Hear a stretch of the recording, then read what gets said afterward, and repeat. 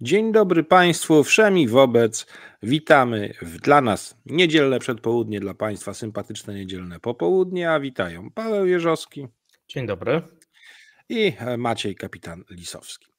Witamy Państwa serdecznie, jak co niedzielę od dłuższego już czasu, niektórzy mówią, że to już chyba nawet miesiące, spotykamy się w niedzielę, aby tą pracę, którą Paweł wykonał w ostatnim czasie i znalazł, przetłumaczył, zinterpretował, a dobrze sobie z tym radzi, wiemy już o tym od dłuższego czasu, bo od miesięcy udowadniamy, że rzeczy, które znalazł i wyartykułował, a my o tym dyskutowaliśmy, weszły w życie, zdarzyły się, po prostu Rosja w to weszła na pełnej petardzie, prawda? Przypadkiem, tak. Czystym przypadkiem. I nie bez powodu taki jest dzisiejszy tytuł naszego vloga, bo bądźmy szczerzy, analogia z tym, że mają piłkę po swojej stronie i używają jej w sposób, którego futbol nie rozumie, jest całkiem oczywista, bo wywołali wojnę, piłka była po ich stronie, nikt im nie kazał. Mogli jej inaczej użyć, zrobili to. A następnie próbują się, jeżeli chodzi o gospodarkę swego kraju, zakiwać na śmierć. Co prawda, ekipy, które wpadają co jakiś czas celem reaktywacji albo rezurekta pewnych rzeczy, są najczęściej w tej chwili chińskie, a Chińczycy, jakby na to nie spojrzeć, drobniejsi, mniejsi, szybsi niż zawodnicy rosyjscy, no to w szybkim tempie zaczynają podmieniać tych rosyjskich zawodników. Zobaczymy, na jak długo tych jeszcze Rosjan etnicznych i nieetnicznych starczy na tym boisku, ale lekko nie mają, bo naprawdę sami sobie intensywnie przeszkadzają. A chyba trudno o lepszy sposób na to, żeby ktoś się wywalił. Nawet zwłaszcza jak wybiegnie z trawiastej murawy boiska prosto na asfalt. A w takiej sytuacji w tej chwili, jak dla mnie, oni są. Pawle, skoro już to fajnie złapałeś, to mamy jak zwykle ranking od 10 do 1, a jeśli się będzie Państwu podobało, przy czym dzisiaj lekko nowatorska kolejny raz formuła, to ponieważ ten vlog leci po południu na obydwu naszych kanałach, to mam nadzieję, że też dacie znać, jak to dla Was wygląda. Mam nadzieję, że będzie fajnie. I zachęcamy do lajkowania, komentowania, udostępniania naszych filmów z każdego z naszych kanałów. Zachęcamy do wspierania naszych kanałów w każdy sposób opisany na kanale.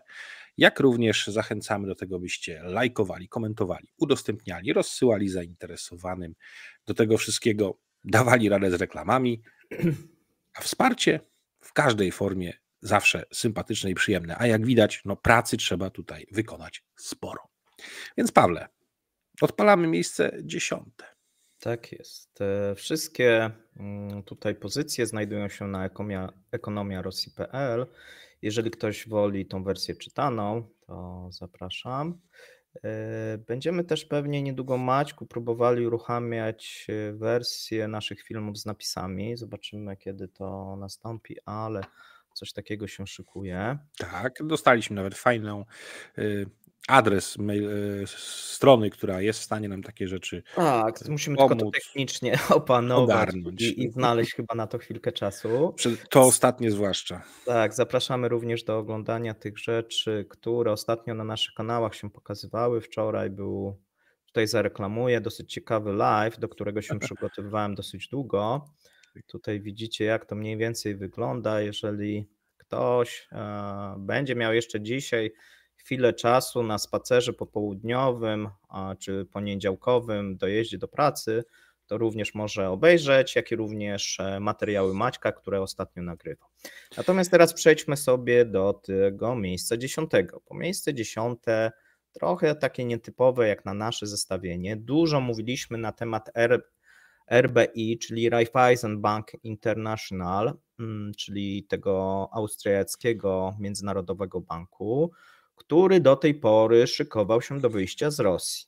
Tak, rozmawialiśmy na ten temat, już zrezygnował z szyldów reklamowych, czyli nie przedłużył reklam na fasadach budynków. Natomiast okazuje się, że ostatnio odbyło się spotkanie Amerykanów i tutaj był urzędnik do spraw sankcji, mamy w tym momencie takie dwa departamenty, które zajmują się sankcjami. Jeden to jest w Departamencie Skarbu i drugi w Departamencie Sprawiedliwości, o czym będziemy mówili sobie, bo to jest nowość od jakiegoś czasu, o czym będziemy mówili sobie na miejscu pierwszym. Natomiast w przypadku Austriaków były osoby w tym momencie z Ministerstwa Skarbu, które nakłaniały albo wręcz pozwalały Austriakom prowadzić i zostać w Rosji w ramach działalności pożyczkowej, natomiast jako warunek została postawiona pełna kontrola i transparentność transakcji.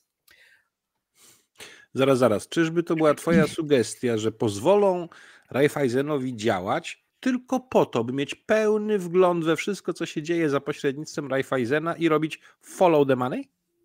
Tak. Tak to wygląda, wiesz. Zobaczymy, jak Austriacy się będą z tego wywiązywać. Natomiast wydaje mi się, że ponieważ pamiętajmy, ten rosyjski oddział przynosił bardzo duże zyski bankowi. Tak naprawdę dzięki temu bank odnotował w zeszłym roku plus, a więc był w tej części banków europejskich, które były na plusie. Bo pamiętajmy, że większość banków i europejskich, i amerykańskich, no ale też rosyjskich była na minusie. Nie? I dotyczy to nie tylko banków komercyjnych, ale również centralnych. Tak, no centralne też. No to wynika głównie, że banki musiały wliczyć, jeżeli chodzi o końcówkę roku, znaczy o 2022 rok, pewne wirtualne straty związane z tym, że musiały zrobić odpisy, no i odnotować stratę związaną ze spadkiem rentowności papierów skarbowych, głównie obligacji rządowych. Wynika to z cały czas rosnącej inflacji, jeżeli chodzi o 2022 rok i podnoszenia stóp procentowych. A nie miało na to wpływu w pewnym momencie ucieczka od obligacji korporacyjnych na rzecz obligacji skarbowych też? Wiesz co, nie do końca.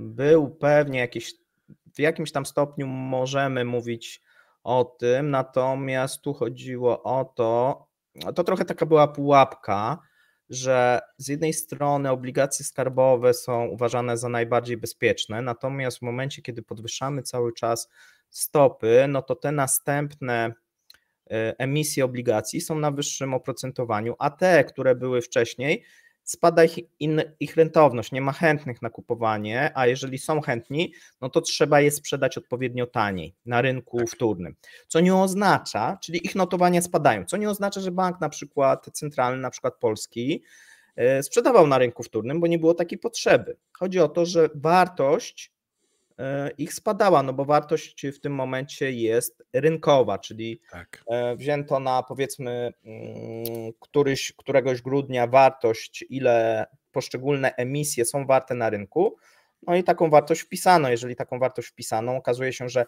to jest niższa wartość niż w momencie emisji, nie? A więc czyli są to pewne rzeczy memoriałowe, które na koniec w momencie, kiedy jest wykup tychże obligacji, może oczywiście wyglądać inaczej, więc to jest... Będzie wyglądać inaczej. W przypadku banków centralnych na pewno. W przypadku firm, tak jak było właśnie tych banków, które upadały, wyglądało to inaczej, bo te firmy miały tak duże problemy z płynnością, mówimy o amerykańskich bankach, że musiały sprzedawać obligacje skarbowe, żeby zapewnić dostęp do gotówki klientom. No a musiały sprzedawać po cenach rynkowych. No i tu pojawił się problem, bo był squeeze. No dobrze, ale generalnie rzecz biorąc, wygląda na to, że może się okazać, że RBI, aby nie zanotowało ciągu strat, bo tak by się raczej skończyło, gdyby wyszli z tego rynku rosyjskiego, no to dostaną coś za coś. Dostaną szansę życia w zamian za donosicielstwo. Wiesz co, no ja bym tego tak nie nazwał, zobaczymy. Wiesz, jak to będzie wyglądać, natomiast tutaj się mówi o tym, że niedługo Amerykanie będą naciskać na Europę, zresztą już to robią i już puściłem na Twitterze, tutaj w tym zestawieniu nie ma, są naciski nie tylko, bo do tej pory były naciski głównie Polski na to, żeby Gazprom bank czyli ten bank, który obsługuje Rozliczał Gazprom i transakcje rozliczenia, gazowe. tak, żeby ich odłączyć od SWIFT-u. No i wiesz, pomysł jest z grubsza taki, że wszystkie banki będą odłączone rosyjskie od komunikacji z Zachodem, będą odłączone od SWIFT-u poza RBI. I wtedy Rosjanie będą musieli korzystać, więc, że tak powiem, to jest tak jak ten kabel telefoniczny kiedyś, co podsłuchiwali go podmorski, jedni czy też drudzy. No. Nie było innego wyjścia, trzeba było się komunikować tamtędy. Przykre. Wiesz, no nie muszą, mogą korzystać z jakichś pośredników w innych krajach, to jest raz. Natomiast no, jeżeli coś chcą jeszcze robić z Europą czy ze Stanami, no to jest jedyny kierunek. Prawdopodobnie tutaj te rozliczenia gazowe, na przykład z Austrią, z Węgrami, byłyby rozliczane przez RBI, a nie przez Gazprom. Tak się wydaje, że to, a więc wszyscy teoretycznie win-win. Dla Raiffeisenu no to super informacje, no bo to by umożliwiało dodatkowe dochody. Od takich przepływów będą konkretne dochody.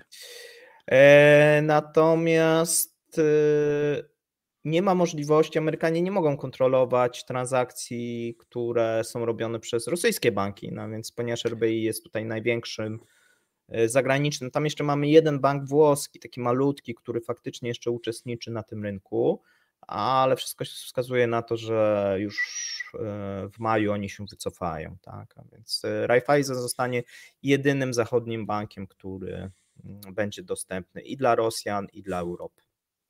Tak to przynajmniej się zapowiada.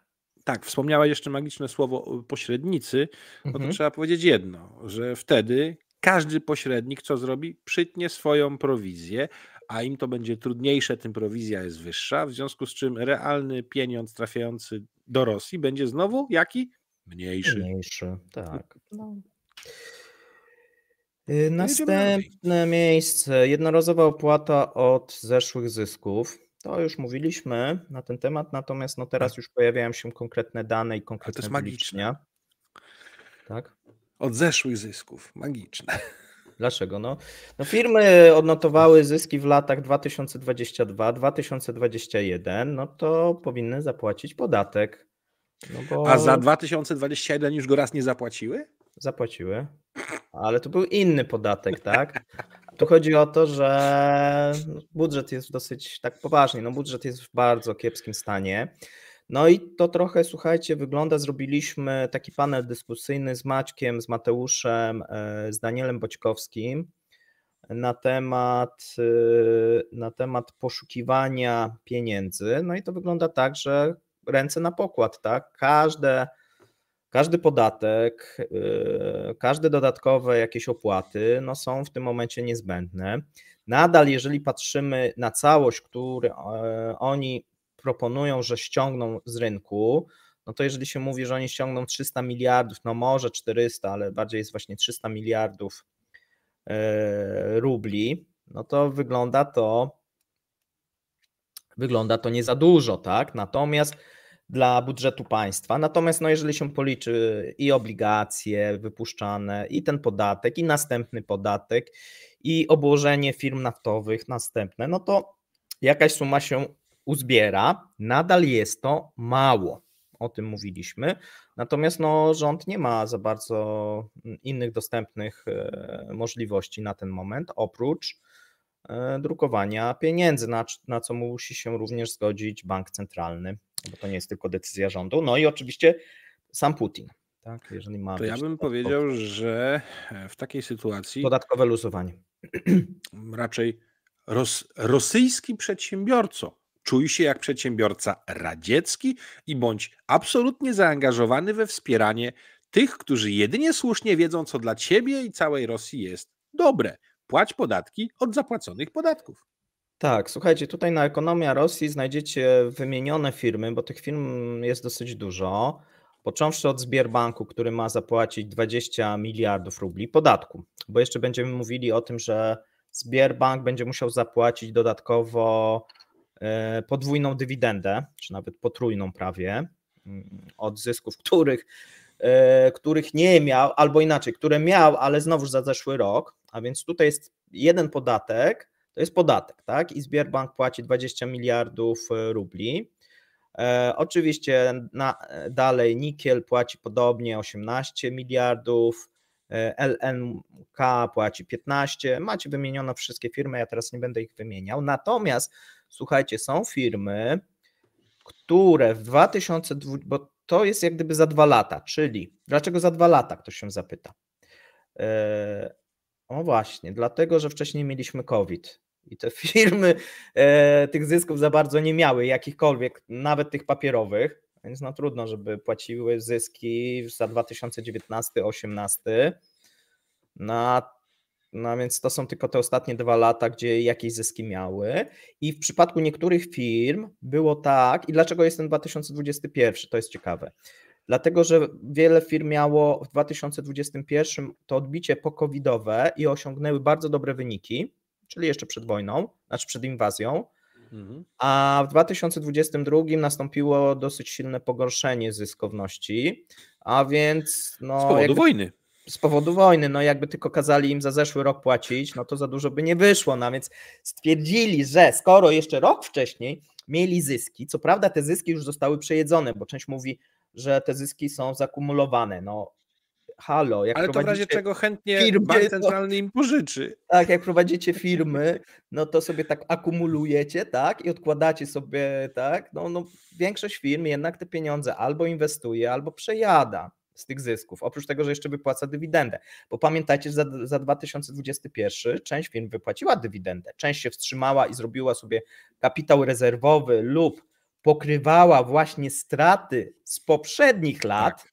Nie? Czyli z tego COVID-u, mieli nagle ten lepszy rok, no i teraz ktoś mówi, skoro mieliście ten lepszy rok i pokryliście sobie straty, to jeszcze tutaj musicie nam się dorzucić.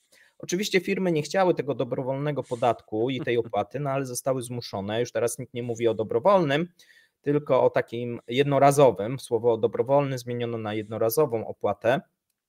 No niemniej jest dużo firm, które są w takiej sytuacji, że w 2022 odnotowały stratę, ale ponieważ w 2021 miały albo bardzo mały zysk, ponieważ miały w 2021 duży zysk albo większy zysk, no to oczywiście muszą płacić. A więc tutaj mamy Czego takie firmy, jak na przykład bank FTB, tak, on jest w dosyć tragicznej sytuacji, dlatego że to jest jeden z banków, który w zeszłym roku przekroczył te stany alarmowe według banku centralnego, były takie 4 banki i FTB był na tej liście, można powiedzieć, ostrzegawczej albo przekroczył i w normalnej sytuacji powinien zostać postawiony w stan upadłości. Nie? Albo przynajmniej podlegać restrukturyzacji. Tak, albo podlegać restrukturyzacji. To nie wystąpiło, dlatego że bank centralny wsparł ten bank, jak i inne też banki rosyjskie i w 2022, tak jak mówię, 4 banki uratowano w ten sposób, nie informując jak gdyby wtedy opinii publicznej. Ta informacja gdzieś wyciekła dopiero w marcu. Czyli można by zaryzykować tezę, że tam, gdzie był kłopot w tych bankach, pieniądze w jakiś sposób, na jakichś warunkach dał bank centralny, tak. Dzięki temu, że te pieniądze trafiają do teoretycznie komercyjnego banku, wykreują one pieniądz dłużny, tym podobne i tak dalej, dzięki czemu nagle też PKB będzie rosło, chociaż podlane czystą, w tym momencie można powiedzieć, dotacją. Tak. Która w Unii Europejskiej... Teoretycznie dotacje powinny być odejmowane, ale nie są. Właśnie. Bo to też więc zapominamy. Bank centralny zarobi na tym dodatkowo, jak najbardziej. Państwo zwiększy, bo na przykład zamieni te pieniądze na udziały w tych bankach, zwiększając poziom kontroli i coraz bliżej radzieckiego socjalizmu w gospodarce będzie. Tak, a jeszcze będzie jeden plus, co było widać w 2022, kiedy rząd i bank centralny pomagał bankom, pomagał Aeroflotowi. Tam były bardzo duże dotacje, szczególnie dla tego przemysłu lotniczego i dla linii lotniczych. I w zamian był taki win-win. Firmy dostały, natomiast bank centralny i rząd mógł pochwalić się zwiększeniem rezerw walutowych i zwiększeniem tego funduszu dobrobytu. Dlaczego? No właśnie. Dlatego, i to jest ciekawe, i o tym wszyscy jak gdyby, szczególnie nasi geopolitycy i eksperci zapominają, bo oni sobie wpisali, że zwiększył się pakiet kontrolny w Aeroflocie na przykład i Sberbanku, jeszcze tam w kilku mniejszych. No skoro oni zwiększyli pakiet, no to te akcje są coś warte. Czyli zwiększyła się wartość, ta niematerialna tak zwana funduszu dobrobytu. Czyli zobacz, taki win-win, nie? Firmy dostały dotacje, w zamian rząd zwiększył pakiet kontrolny nad tymi firmami, mógł wykazać się zwiększeniem funduszu dobrobytu, no i super wygląda. Nie? I jeszcze tak, te pieniądze zasadniczo teoretycznie będą musiały wrócić z powrotem kiedyś do banku centralnego, a już dodatkowo zarobi budżet państwa na podatku od tych pieniędzy, które z banku centralnego trafiły do tych przedsiębiorstw gospodarki. Tak, bo teraz ile wyniesie może powiedzmy ten podatek? Ten podatek wyniesie 10% nadwyżki zysku ponad kwotę za lata 2019, czyli za lata 2021-2022 10% od zysku. Ale czekaj, sam powiedziałeś wcześniej, że w czasie COVID-u 18, 19, nawet 17 rok, generalnie wszystko było prawie, że poniżej zera, czyli ze stratą.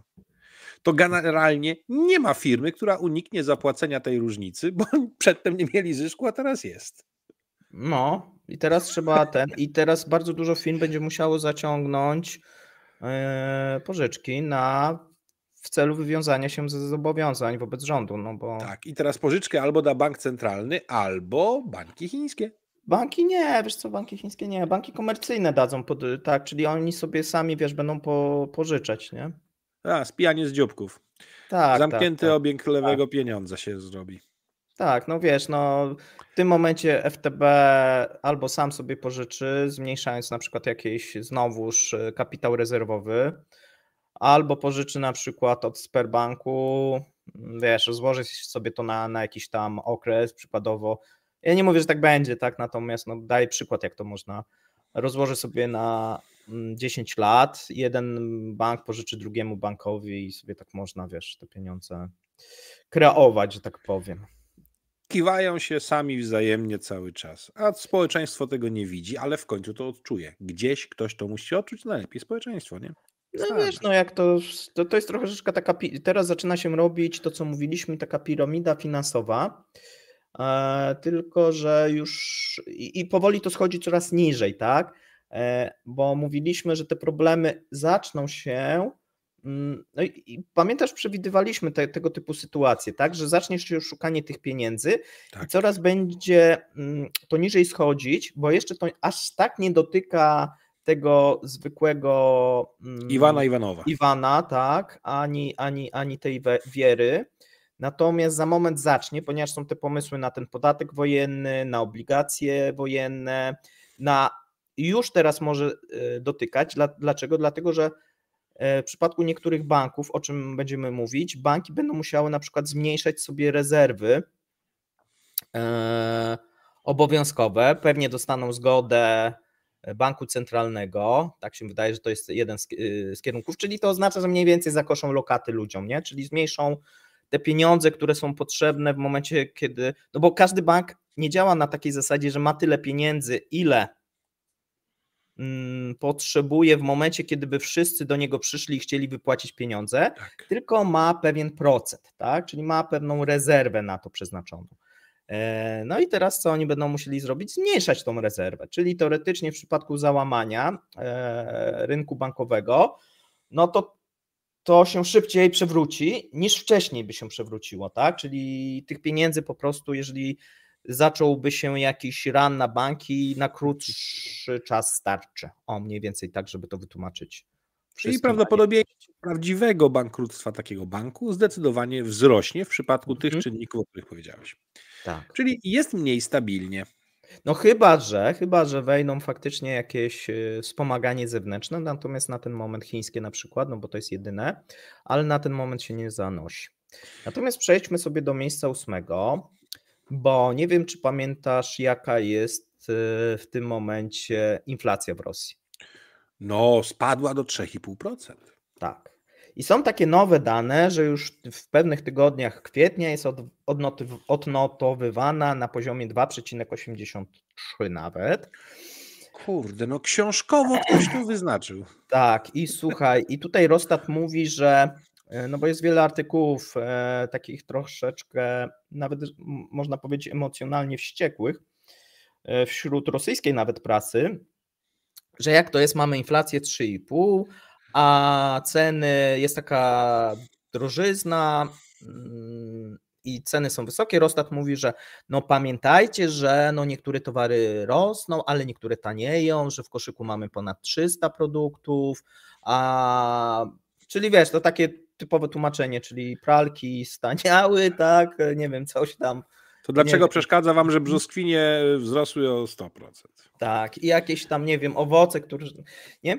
Natomiast tutaj mamy ciekawe informacje na temat odnośnie tej inflacji, bo okazuje się, że mamy podwyżkę, jeżeli chodzi o wyroby stalowe i stal. No i w przypadku cen stali zbrojeniowej, no to od połowy lutego do 19 kwietnia mamy wzrost o 27%. No, w dosyć krótkim czasie. A tu głównie Czyli w marcu. potężny wzrost kosztów w sektorze budowlanym. Tak, no bardzo, bardzo. Już mamy jak gdyby pierwsze też efekty, bo jak spojrzymy sobie na koszty prętów zbrojeniowych, no i tam jeszcze inne są zawory. Ja nie publikowałem wszystkiego, natomiast te koszty, te pręty zbrojeniowe, słuchaj, zdrożały o 57%. No i oczywiście jak się czyta tą rosyjską prasę, no to rząd przekonuje, że od 2018 to nie jest aż tak duża podwyżka, no bo były momenty, kiedy w 2018, 2019 i 2020 one nawet taniały, nie? No i tylko, że tu problem jest tak, że one w przeciągu miesiąca, wiesz, tak zdrożały 57%, nie? I to, znaczy, końcowa baza, od której mierzyli, już obejmowała skutki sankcji pierwotne?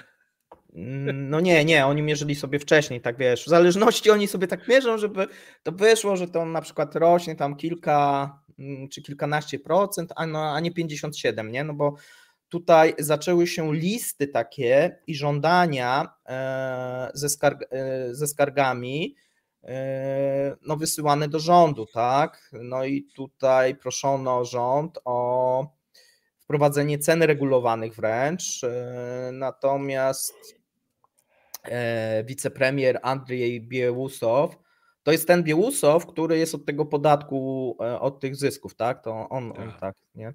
Postanowił kontynuować, powiedział, monitorowanie cen i polecił opracowanie modelu ryzyka cenowego, czyli nic nie zrobi z grubsza.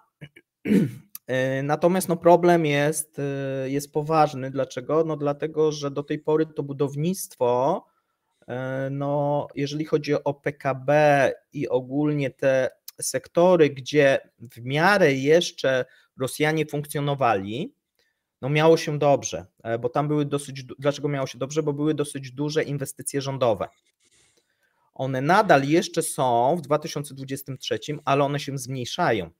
I teraz mamy, wiesz, taką sytuację dla tych firm niedobrą, bo inwestycje rządowe się zmniejszają, no bo nie ma pieniędzy. One jeszcze występują na tych terenach okupowanych, bo tam ma pójść 500 miliona rubli w dotacjach. Podobno. Czy tyle pójdzie, zobaczymy. Natomiast wiesz, no to pójdzie do znajomych, wiadomo kogo.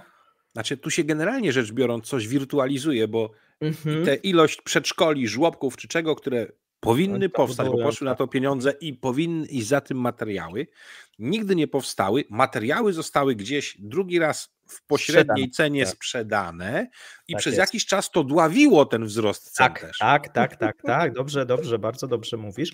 A teraz mamy sytuację, że spadły te zamówienia, no i te koszty nagle wystrzeliły. I teraz te firmy trochę są w takie o ile zeszły rok to był super, no bo było dużo tych zamówień rządowych, no teraz tych zamówień rządowych będzie mniej, czyli mniej do podziału tego tortu, a koszty się zwiększą. Nie? No i to nie jest dobra sytuacja, tak? A nie ma tych inwestycji prywatnych, czy nie ma tego biznesu prywatnego, czy nie wiem, zewnętrznego, chińskiego, który gdzieś tutaj inwestuje w nowe fabryki, biurowce i nie wiadomo co jeszcze robi, tak? A więc sytuacja na tym rynku zaczyna być fatalna. Pamiętajmy też, że kiedyś sporo tej stali, czy to przez Białoruś, czy innymi kierunkami, stali budowlanej, zbrojeniowej, trafiało z Rosji na rynki europejskie. W tej sytuacji będzie gorzej, bo Europa sobie z tym poradzi. Bierze tą stal z innych miejsc, nawet z Brazylii. Cenowo jest to wystarczająco atrakcyjne, ale Białoruś, która nie zarobi na tym pośrednictwie, już też cierpi. Kiedyś w ogóle trzeba będzie się, tak, tam była też jakaś sugestia, troszkę przyjrzeć sytuacji ekonomicznej Białorusi jako pewien cień i pytanie, czy idzie swoją ścieżką, czy tylko i wyłącznie powtarza błędy Rosji? Trochę idzie swoją ścieżką, ale o tym będziemy mówić. Przy innej okazji. Przy innej okazji, bo ja nie jestem też przygotowany na to dzisiaj. Ja tylko zasygnalizowałem, że dobrze by było się przyjrzeć tematu. To wiem, to cały czas obiecuję słuchaczom i czytelnikom. Okay. Miejsce 7. Cła eksportowe od mieszanki Brent. O tym zaczęliśmy mówić już na panelu dyskusyjnym, ale już mamy ostatnie czytanie i przyjęcie ustawy przez Dumę. Zgaduję, że aklamacją. Tak, znaczy tam to szybko przeszło, nie? Tam drugie, trzecie, nie było jakiś tam ten. Tam tylko była kwestia, ponieważ ja pierwotnie mówiłem, że oni chcą ustalić już bez tego okresu przejściowego i to się zmieniło. Ma się pojawić jednak okres przejściowy, ale on ma tylko być przez miesiąc, bo to ma wejść od 1 czerwca, czyli od 1 czerwca Rosja będzie płaciła, firmy naftowe będą płaciły cła eksportowe od mieszanki Brent minus 28 za baryłkę, a od lipca mieszanka Brent minus 25, czyli tak jak jest w przypadku MED. Oni to przyspieszyli, bo w przypadku MED jest tak, że w tym momencie oni mają płacić, MED to jest ten podatek od kopalni, jest tam kilka podatków. Są 3 takie główne podatki, tak? Podatek od kopalin, AIT czy ATT, taki podatek, który się 4 razy w roku płaci, on nie jest jakoś bardzo duży, i podatek w postaci ceł eksportowych. No i oczywiście do tej pory cła eksportowe były oczywiście od gatunku, który sprzedawałeś, ale teraz w przypadku Uralsa ma być płacony od mieszanki konkurencji, czyli od Brent, a dokładniej od North Sea Dated, czyli to, co się wydobywają Norwegowie na przykład, czy Brytyjczycy na Morzu Północnym, nie?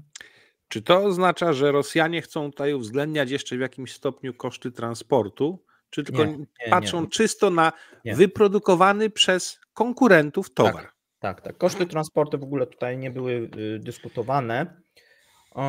Ogólnie fracht spadł, jeżeli chodzi o ostatni 2 miesiące. Natomiast tutaj nie ma nic na ten temat mowy. Nie, ale to jest naprawdę dobre zażynanie swojego własnego sektora wydobywczego. Wiesz, trochę jest tak, że ten sektor wydobywczy próbuje kantować rząd, a rząd próbuje się nie dać i teraz próbuje powiedzieć: OK, słuchajcie, jest dyferencjał pomiędzy Brentem a Uralsem, ponieważ są sankcje. Ale to nie jest nasza wina, zróbcie tak, żeby dogadać się teraz z Chińczykami i z Hindusami, żeby oni płacili więcej, bo jak się nie dogadacie, to i tak zapłacicie podatek wyższy. A więc może się jednak dogadajcie, nie?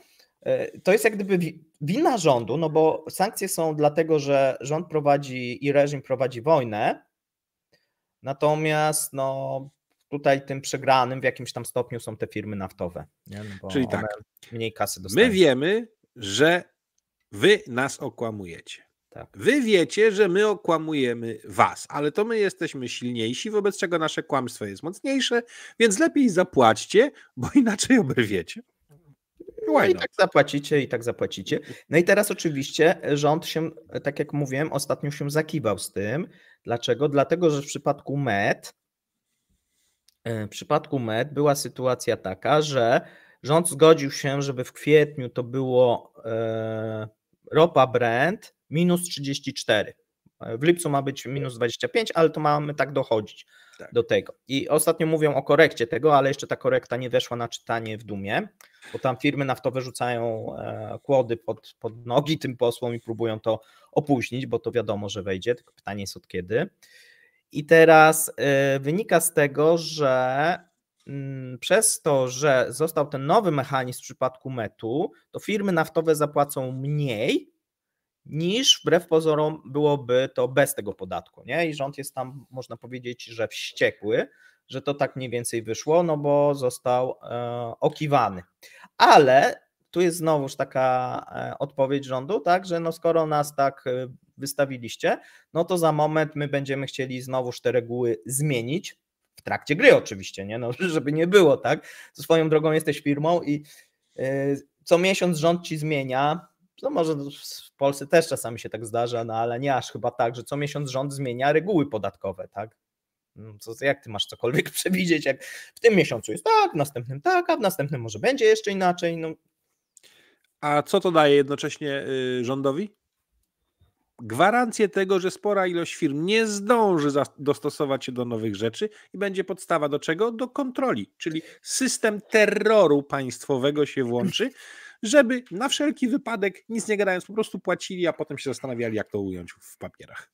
Tak, tutaj też mamy takie wyliczenie, ja go podawałem jakiś czas temu, czyli na 15 kwietnia ta średnia, jeżeli chodzi o Uralsa, od 15 marca do 15 kwietnia, uwzględniając rabaty te chińskie, hinduskie, mamy cenę 50, tam jeden z kawałkiem, powiedzmy 52. W marcu to było 40, niecałe 48, a więc tutaj mamy tą różnicę $4, a więc nie jest do końca tak, że średnio, tak jak tu się mówi, że średnia sprzedawana ropa przekracza ten pułap cenowy. Na ten moment nie przekracza, natomiast zdarzają się oczywiście, i o tym sobie Pojedyncze też loty. pojedyncze loty, głównie spotowe. Dlaczego? No dlatego, że dużo kontraktów jest albo długoterminowych, albo średnioterminowych, głównie z Indiami, z Sinopekiem i z Chinami też. No i oni mają trochę oni nie tylko, znaczy kierują się w wycenie, ile mają zapłacić. To nie jest tak, że biorą cenę giełdową spotową, tylko to jest taki pewien wzór, że cena ta spotowa coś waży, ale żeby przeciwdziałać właśnie jakimś takim skokom, no to żeby firmy, powiedzmy hinduskie czy chińskie, płaciły tą w kontraktach średnio czy długoterminowych cenę powyżej tego pułapu, to ta cena za Urals musiała przez kilka miesięcy utrzymać się na wyższym poziomie. No i wtedy tak. Wtedy tak, bo to się jak gdyby na przykład bierze średnią z ostatnich 3 miesięcy, nie? No i dlatego teraz, wbrew temu, co się mówi, bo tutaj jest też takie niezrozumienie, skoro mamy dużo kontraktów średnioterminowych i długoterminowych, no to tam na przykład bierze się tą cenę z ostatnich często 3 miesięcy, nie? Tak. Do wyliczania pewnych rzeczy. No a jak z ostatnich 3 miesięcy, to mamy grudzień, styczeń, luty, marzec. No i gdzie cena spotowa była niska, dlatego ja ciągle mówię, że ta poprawa gdzieś sytuacji mogłaby nastąpić dopiero w drugiej połowie roku, jeżeli ceny tego Uralsa przez jakiś dłuższy okres byłyby wyższe, bo wtedy można wziąć tą cenę uśrednioną. Nie wiem, czy to dobrze wytłumaczyłem, mam nadzieję, że tak. Znaczy, no, zjawisko inercji jest jasne. Zjawisko to, jak wyglądają średnie, których się używa do wyliczania tego wszystkiego, też jest jasne. No i trzeba wiedzieć, kontrakty średnio i długo, czyli dominująca masa, a kontrakty spotowe, czyli te na mniejsze rzeczy, na mniejsze ilości, na just in time, na tu, na teraz. Tak. I to jest miks tych wszystkich zależności. No i to chyba jest zrozumiałe dla wszystkich. Znaczy to jeszcze powiedzmy, bo to czasami mówimy, te kontrakty spotowe to są kontrakty na dzisiaj, tak? Czyli Tak. z dostawą, no mogą być też kontrakty, nie wiem, na przyszłe tam miesiące, natomiast no to są kontrakty, które mówimy na dzisiaj, możemy Ci dostarczyć, znaczy wziąć cenę z dzisiaj i dostarczymy Ci na przykład w przeciągu miesiąca tą ropę. Nie? Ja dam jeszcze inny przykład. I tu przychodzi ktoś z ulicy, jaka dowolna firma i to jest takie, tak jakbyśmy weszli na stronę, to jest ta cena giełdowa, nie? I chcesz, możesz kupić, kupujesz i nic ciebie nie interesuje, tak? Żadnych tam dodatkowych kontraktów nie musisz podpisywać, tak? Ja dam jeszcze inny przykład. Właśnie akurat na branży nawozów sztucznych. Jest gaz teraz w takiej cenie. Produkują cały czas, bo mają klientów, którzy odbierają na przykład 100 000 ton i tyle jest produkcji. Ale pojawiło się takie coś, że nagle koszty surowca spadły, chwilę więc kupili więcej i wyprodukowali dodatkowe 10 000. I w tym momencie 100 000 im schodzi, ale zostało im 10, mają wyprodukowane i teraz patrzą, jak to dobrze sprzedać, a ktoś, jeśli w tym momencie szuka, to się spotykają, maczują się, jak to się mówi, i na spocie, w krótkim momencie, tu i teraz, cena może mocno odbiegać, bo przy dużo niższej cenie produktów wsadowych może się okazać, że sprzedażą to nawet poniżej ceny tego, co produkują standardowo, ale to jest na tu i na teraz. Tak, no bo to najczęściej ceny spotowe są wyższe niż kontrakt. Tak. Najczęściej, ale może być też w drugą stronę, bo też tak. A jak komuś wypada jakiś dostawca, bo zablokował się statek w kanale sueskim i tego towaru potrzebnego do wyprodukowania nie dostał, to musi go kupić gdziekolwiek, żeby nie zatrzymać swojej linii produkcyjnej i płaci na spocie więcej. Proste. Tak jest. Dobrze, słuchaj, no skoro jesteśmy przy tej inflacji, no to mamy następny wzrost. To ogólnie te moje zestawienia, to ostatnio stwierdziłem, że to jest tak, poszukiwanie pieniędzy i cały czas informacje o wzroście kosztów. To tak bardzo dużo jest tego. Co jak gdyby przeczy tym oficjalnym wskaźnikom, tak, i tej inflacji, i temu, że rosyjski budżet, znaczy już tych oficjalnych oni tam zawyżają, ale i tak nawet oficjalne o tym budżecie są tragiczne. Natomiast w przypadku inflacji mamy wzrost kosztów IT. I ten wzrost kosztów jest niebagatelny, bo mamy tutaj 40%, jeżeli chodzi o outsourcing IT.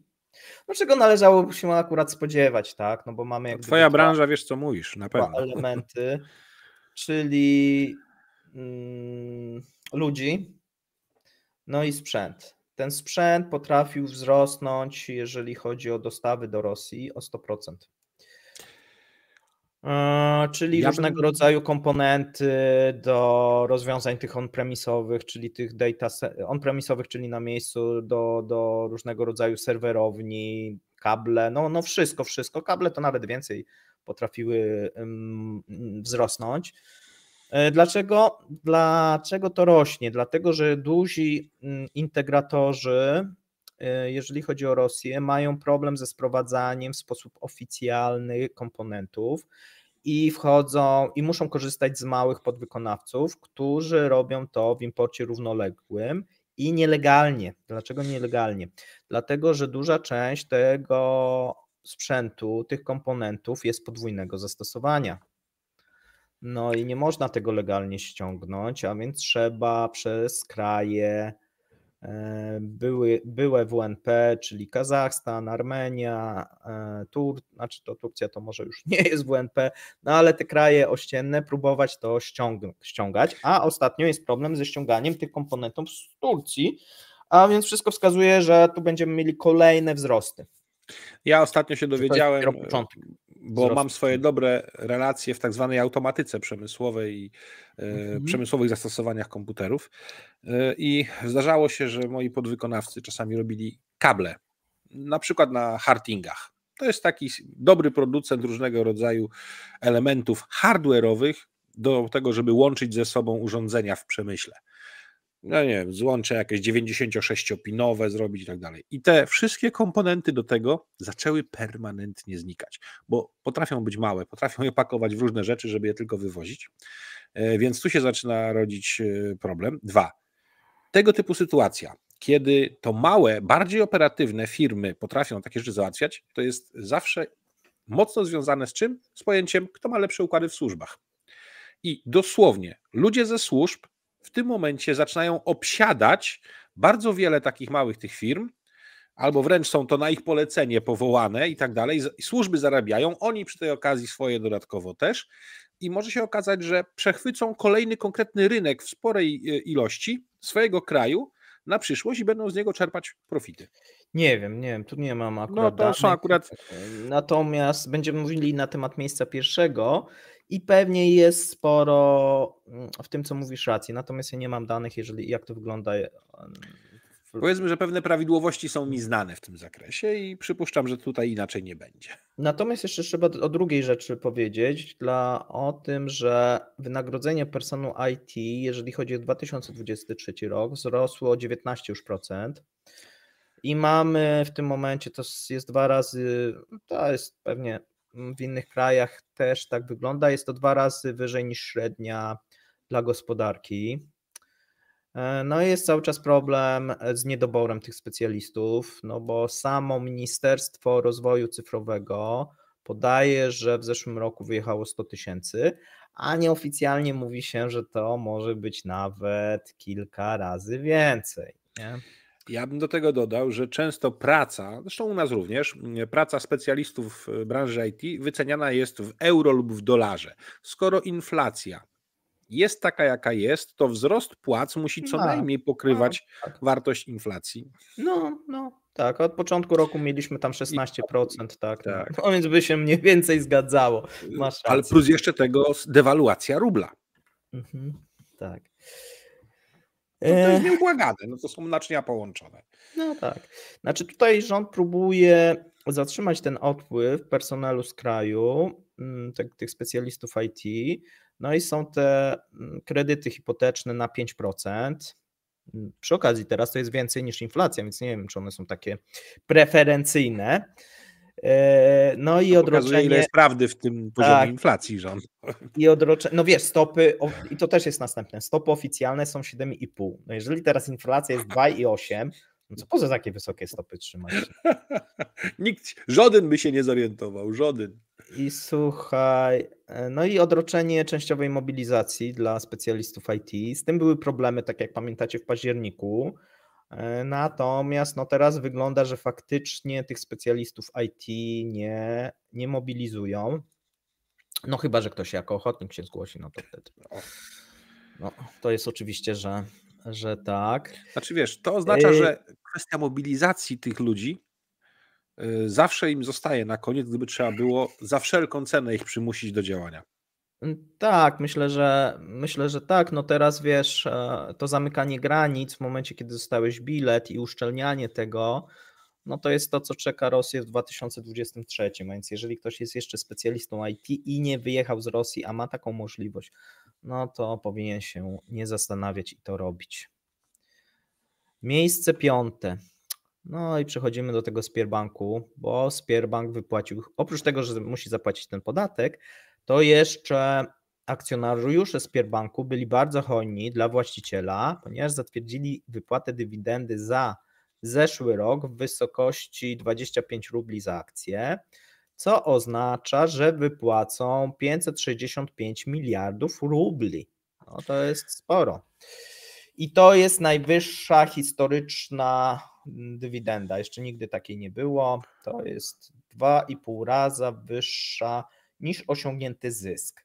No i tutaj już ktoś z fanów rosyjskich mi na Twitterze napisał, no ale przecież to w 2021 osiągnęli zysk, a więc to się mniej więcej by pokrywało, no bo w 2022 zysk był 4-krotnie mniejszy niż w 2021.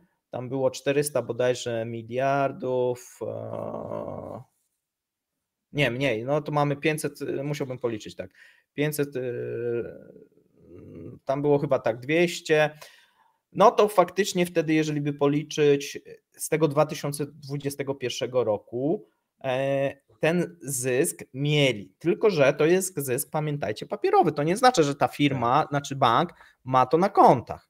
No, oni musieli po pierwsze pokryć straty, a były z poprzednich lat, przeznaczyć pieniądze na inwestycje, zapłacić podatki i tak dalej, nie? No bo to to nie działa tak, że my sobie tutaj cały czas tylko odkładamy i odkładamy te zyski, tylko te zyski również są wydawane w następnych latach. Nie? Ja przypomnę, że często na naszej polskiej giełdzie można przeczytać komunikaty o tym, że taka i taka instytucja giełdowa będzie wypłacać dywidendę, będzie ją robić w transzach i w związku z tym też uruchomiła co? Linię kredytową od konsorcjum banków. Mhm. Czyli co? Niby zarobili, ale nie ma tej kasy No bo nie ma fizycznie u cash flow. siebie, bo nie ma cashu i muszą się skredytować, co oczywiście wpłynie na realność zysku, tylko to już jest kwestia żonglowania, do którego okresu zaliczymy ten koszt w postaci oprocentowania pieniędzy potrzebnych na wypłatę dywidendy. Tak. No i teraz jest pytanie, skąd oni wezmą na tą wypłatę dywidendy, czy sobie od innego banku pożyczą, albo pewnie sobie zmniejszą rezerwy. A jak sobie Zmniejszą rezerwy. zmniejszą rezerwy, no to wiemy, jak to może się Ja skończyć w przypadku zadam pytanie problemów. uzupełniające. Kto powiedział o tym, że taka będzie wypłacona dywidenda? Minister finansów, Niech pomyślę. Siłona. Komercyjny bank. Owszem, udział Skarbu Państwa tego kraju, jakim jest Rosja, jest w tym wszystkim, no ale to mówi o tym minister, no to kurde, no to po co w ogóle ta farsa cała z tym, że jest to bank komercyjny? No powinni od razu mówić, że państwo żąda i tak ma być. No wiesz, on jest komercyjny trochę chyba tak z nazwy, no bo tam głównym właścicielem jest Skarb Państwa. No i większość teraz, no to tak wygląda, że komercyjne są w tym momencie, ale to w takiej bardzo wąskim, jest kilka firm, takie wąskie grono tych oligarchów, a reszta no są już jakieś ma państwowe udziały. Krótko takie mówiąc, firmy. dla fanów rosyjskiej gospodarki dajemy do przemyślenia, jak to wygląda, co to jest, czym to się je i czy aby na pewno wiedzą, czemu kibicują.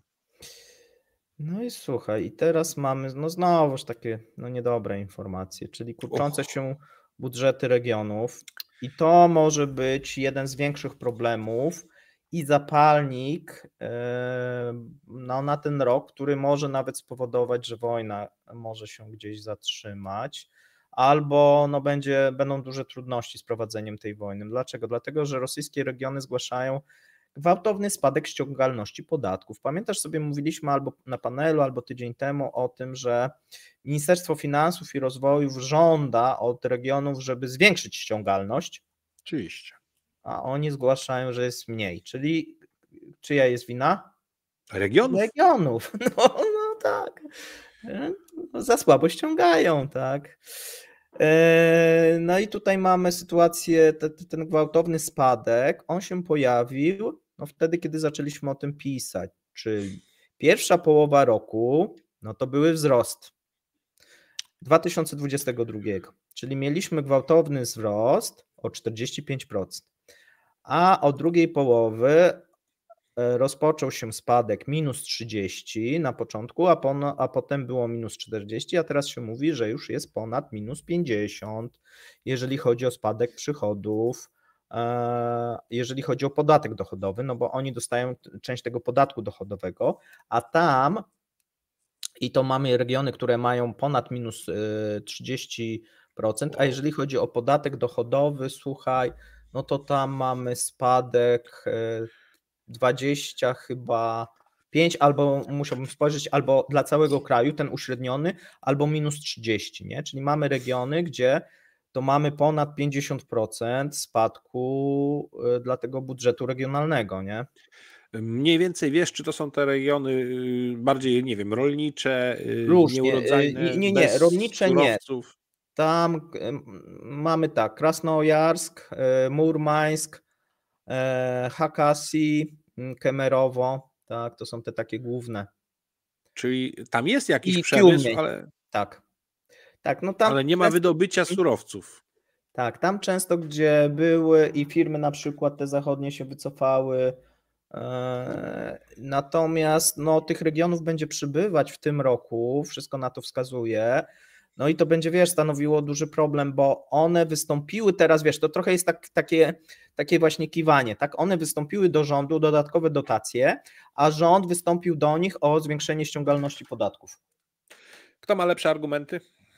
No rząd, ale nie do końca, Ale ma bo jeszcze pałki swoich policjantów. na razie tak, ale wiesz, jeżeli te pałki w większości są zaangażowane na Ukrainie, No to akurat mówiąc pałki, wiedziałem co mówię, chodzi o resort spraw wewnętrznych, bo nawet ta Rosgwardia, która się przesunęła, żeby tam bardziej pilnować, dalej jednak została w tych regionach i milicjanci, policjanci też są, więc to armia tylko jest na Ukrainie w większości. Ale wiesz, ci policjanci są opłacani z budżetu często też tych regionalnych. I właśnie, i to jest ciekawe, bo to by korespondowało z tym, co mówiłem ja na temat Tatarstanu, że nagle się okazało, jak przyjechała komisja, żeby wyrzucić szefa administracji, tak, że nie do końca posłuchali Moskwy, tak? No właśnie, wiesz, więc to tak na ten rok, znaczy na pewno na następny to na pewno, ale na ten rok wydaje się, że już te pierwsze problemy zaczną się, no bo wiesz, to też jest tak, że w gestiach tych regionów jest wypłata różnego rodzaju też socjału, tak, i różnych rodzaju też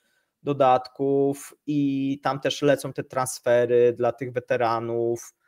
No, powiem Ci szczerze, że to wygląda źle. To jest punkt zapalny możliwy. Ja sobie patrzę, ile tam był ten spadek tych dochodów średnich, ale chyba mniej więcej tyle co powiedziałem, tak.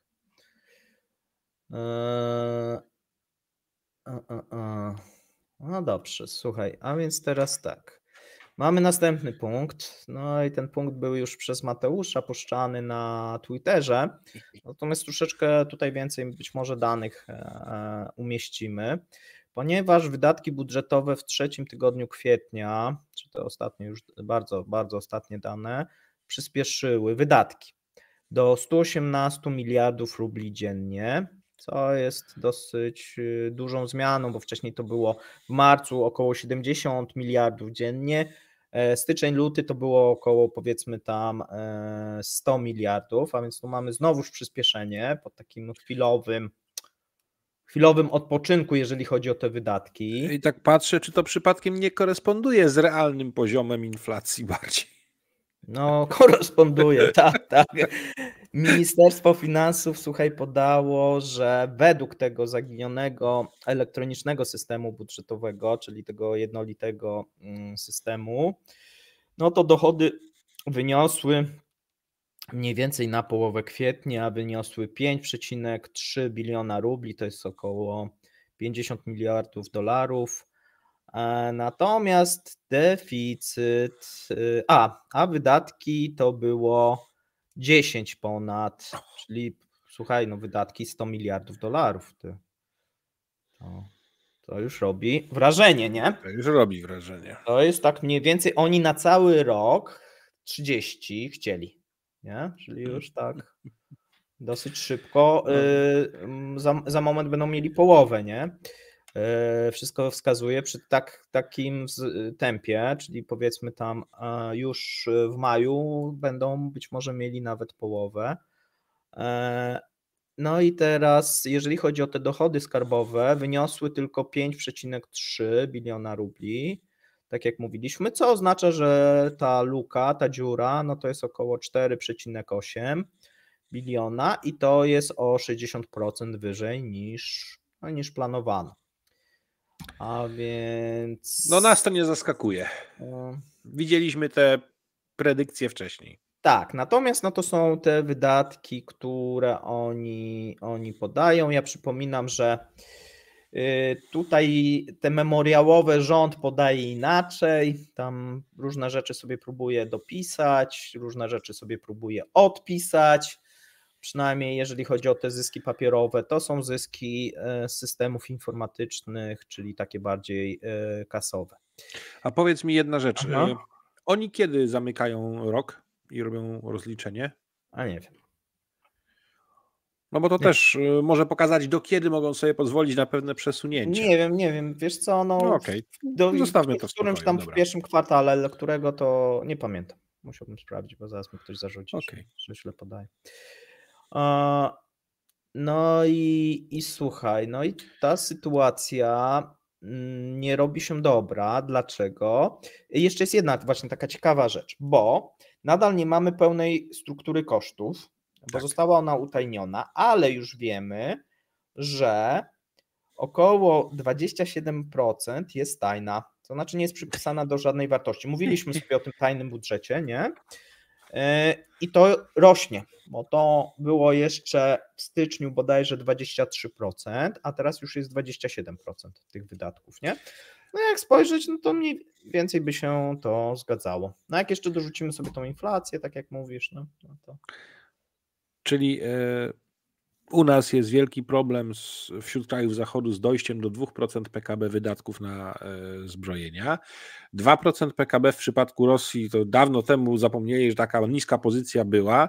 W tej chwili patrząc po 27% udziale w budżecie, oznacza to, że przypomnę, Rzeczpospolita Polska numer 2, przygotowując się do wojny, prawie 30% budżetu drugiej RP było w sposób jawny i tajny przeznaczone na zbrojenia. No tu I więcej to jest.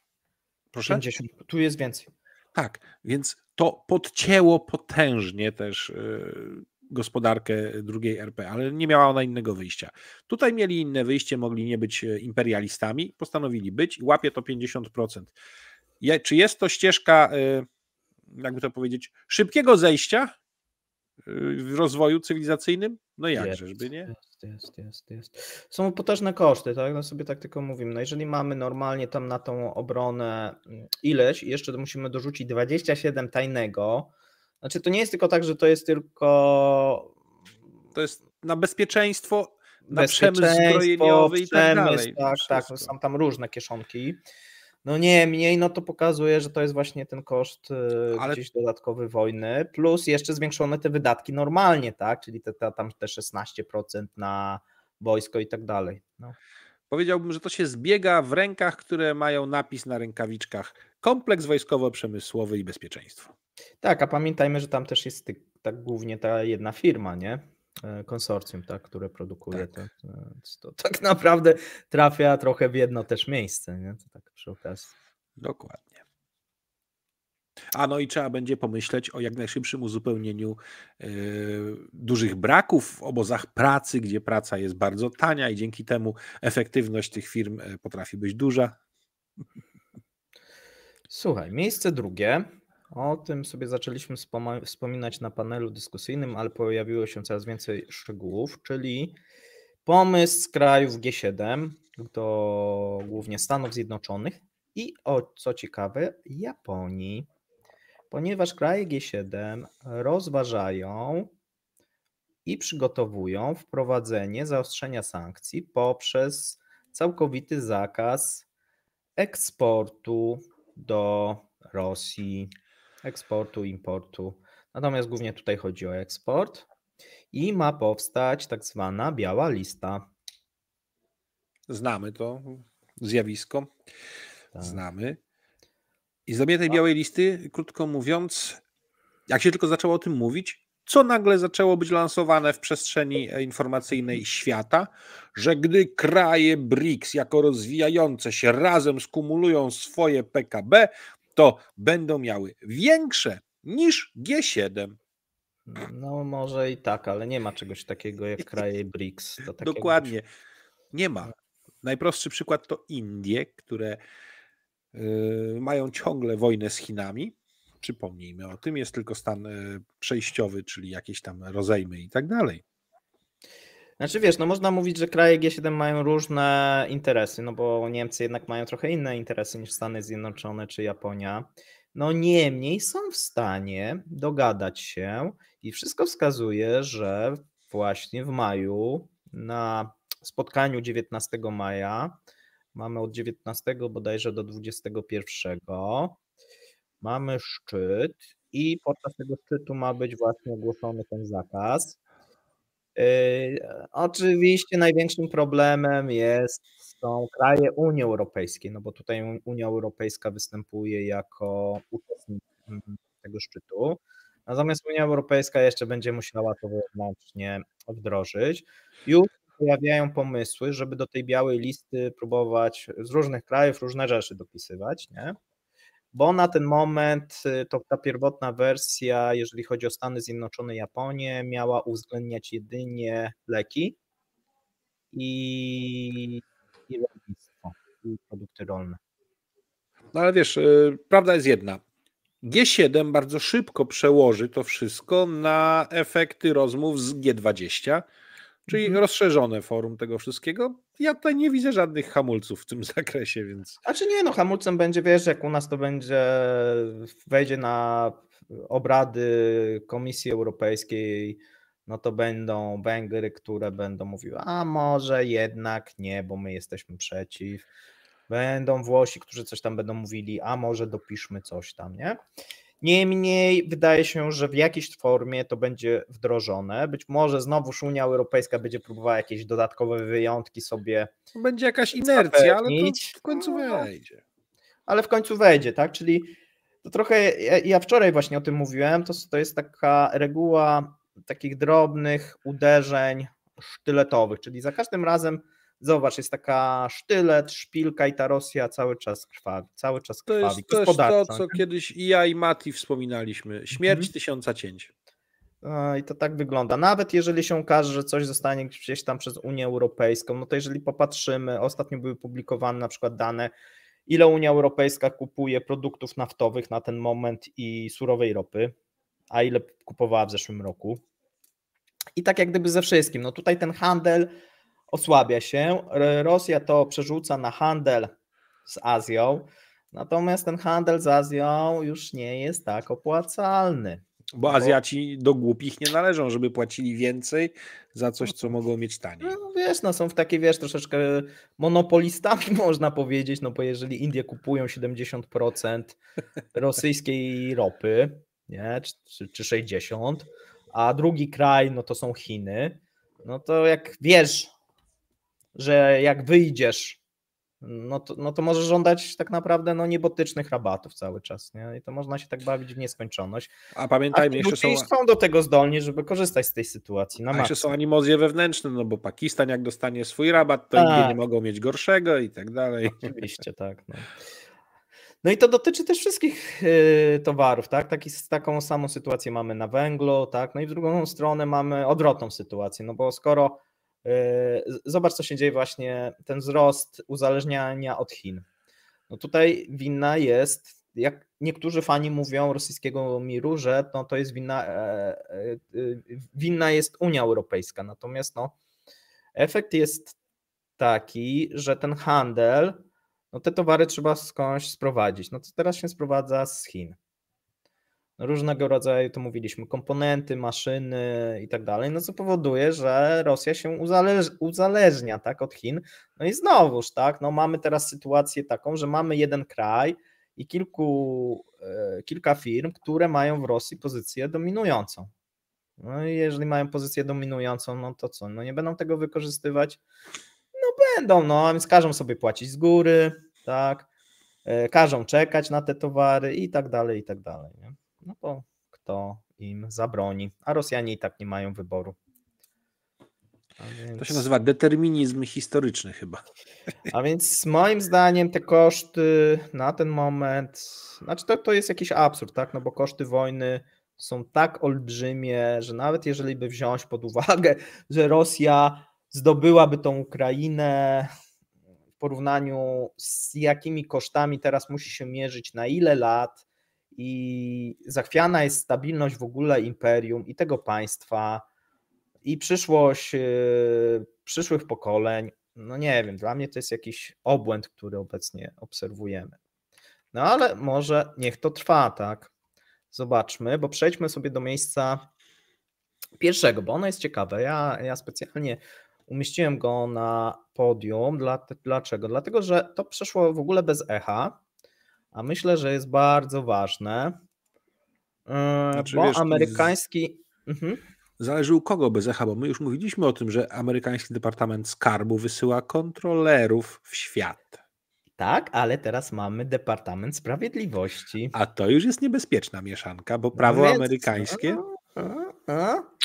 Co wiesz, ze skarbu już było to kto się rozlicza tam z tych podatków w Stanach, to tam wie, że tam mogą ścigać się prawie wszędzie. Tam mało jest krajów, gdzie mamy, że tak powiem, możemy się czuć bezpieczni, ale jak amerykański Departament Sprawiedliwości do nas się dorwie, to ci powiem, że to już zaczyna być ciekawie. Dlaczego? Dlatego, że ten amerykański Departament Sprawiedliwości ściga jedynie federalne przestępstwa.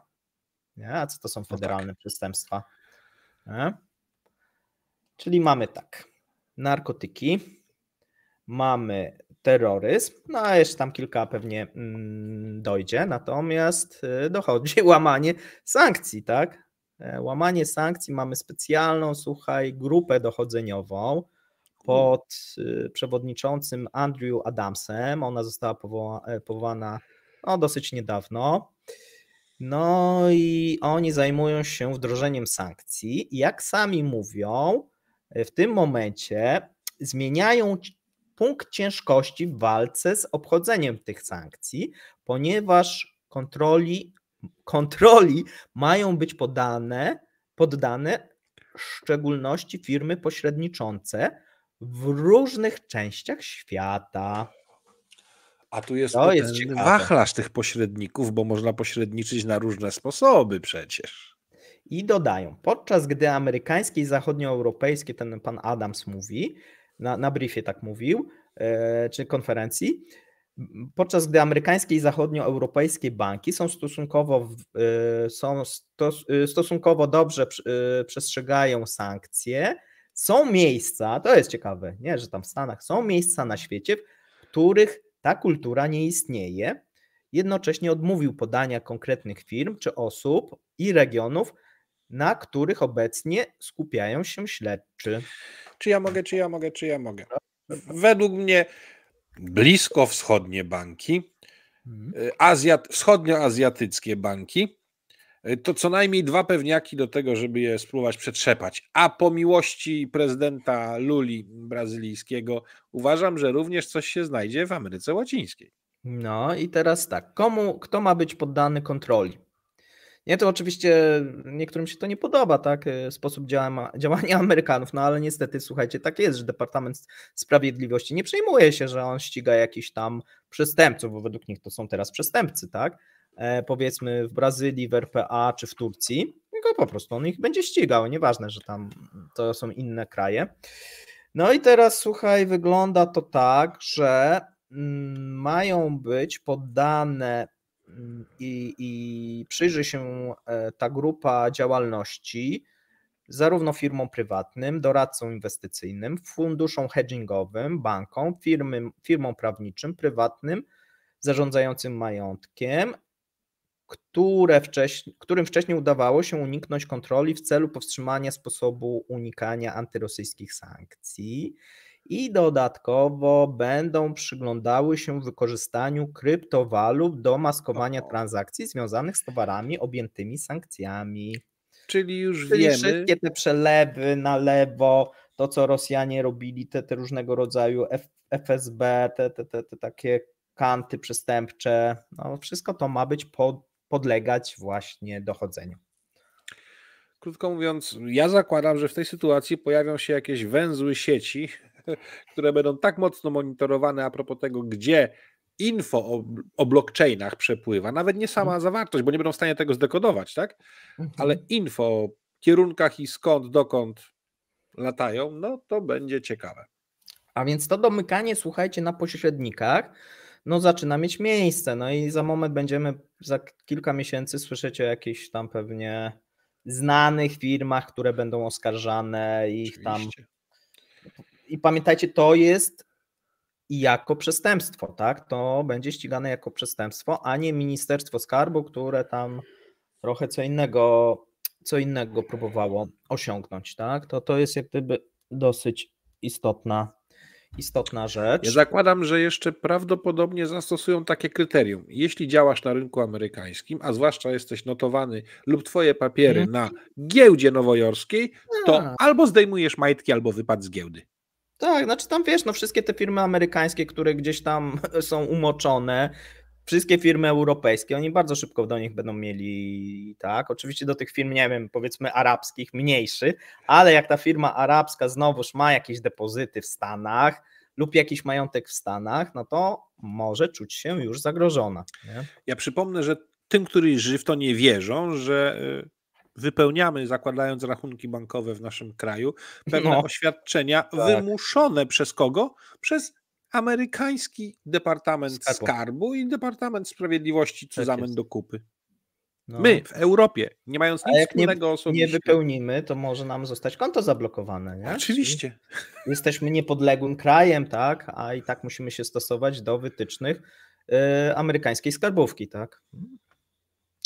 A więc słuchajcie, Więc tak to wygląda niestety. wróżę No, sukcesy Amerykanom. Wbrew pozorom wróżę sukcesy. Tak, bo wiesz, no bo oni trochę też czekali, aż Europejczycy to jakoś próbują ogarnąć, no ale Europejczycy, jak widać, nie mogą się nadal doszukać na przykład tych zamrożonych rezerw, bo zamrozić to firmy pośrednie zamroziły, ale nie chcą ujawnić, do kogo należą, no, z Tak. wiadomych względów. No Ale bo... wiesz co? Jest też taka stara zasada budowania osiedli w Niemczech.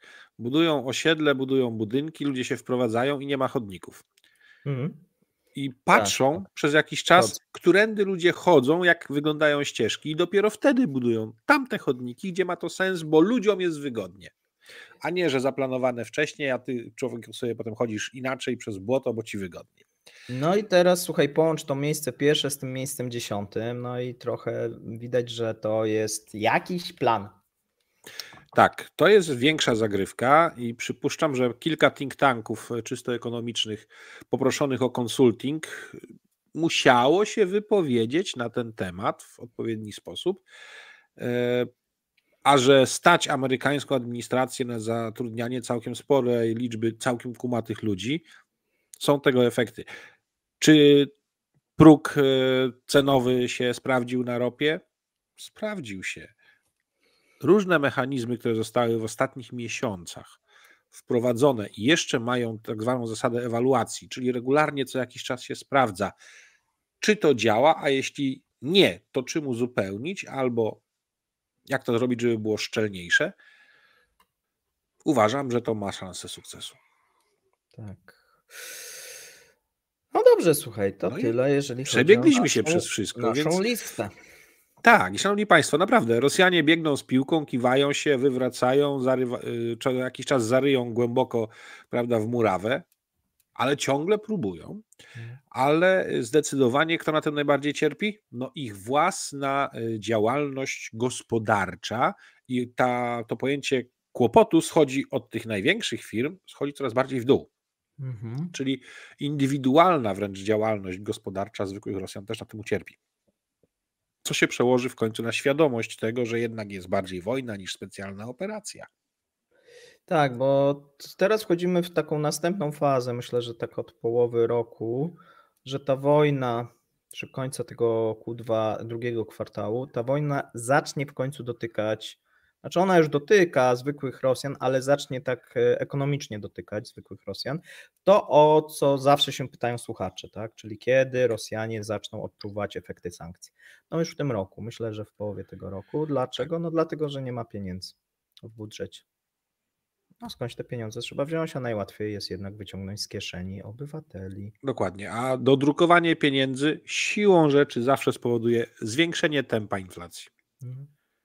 No to już jest kwestia, wiesz, metody, czy będzie to dodrukowanie, czy zabranie loka, czy obligacje wojenne, czy jeszcze jakieś inne, czy wszystko naraz. Czy wszystko naraz, bo najbardziej prawdopodobne. Nasze predykcje jak na razie były step by step te wszystkie zjawiska, ale zaczynają się już pokrywać czasowo i być równoległe co niektóre, więc to, że zajęcie depozytów i wymiana ich na obligacje, to jestem pewien, że się zdarzy, tylko teraz pytanie kiedy, bo do Mikołaja Świętego, przepraszam, do Dziadka Mroza nie będą z tym czekać na pewno w takim tempie, jak się dzieje. No nie, wiesz, ja ogólnie jeszcze jak się ostatnio zastanawiałem i nawet wczoraj, to najgorsze, co mogłoby się wydarzyć Rosji, no bo u nas istnieje takie, nawet ostatnio słuchałem pewnego generała, nie wymienię nazwiska, bo w sumie mówił i mądre rzeczy, natomiast na temat ekonomii Rosji no mówił straszne głupoty. Chyba wiem, o kim mowa. I